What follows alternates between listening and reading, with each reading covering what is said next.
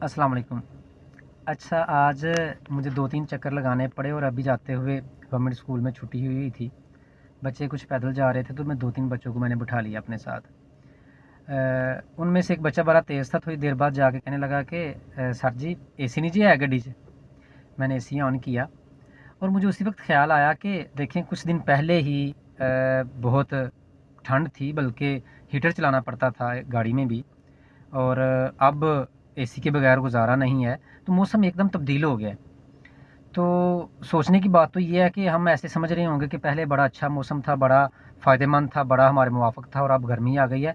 देखें, सर्दियाँ भी हमें बहुत कुछ दे के गई हैं, कई फल दे के गई हैं, कई फसलें दे के गई हैं, बहुत से मौसमी तब्दीलियाँ हमारे फ़ायदेमंद थी वो दे के गई हैं।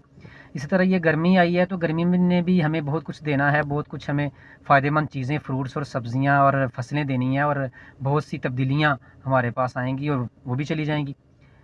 बिल्कुल ऐसा ही हमारी ज़िंदगी में भी होता है। हम पे मुश्किलात आती हैं तो हम समझते हैं कि हमारी ज़िंदगी रुक गई है।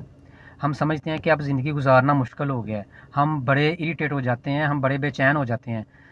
ऐसा नहीं होना चाहिए। हमें खंदा पेशानी से उन हालात को फ़ेस करना चाहिए, क्योंकि उन हालात ने गुज़र जाना है, परेशानियों ने गुज़र जाना है।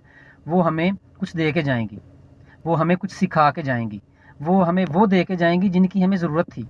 वो हमें वो सिखा के जाएँगी जो जिन चीज़ों का हमें फ़ायदा होना था।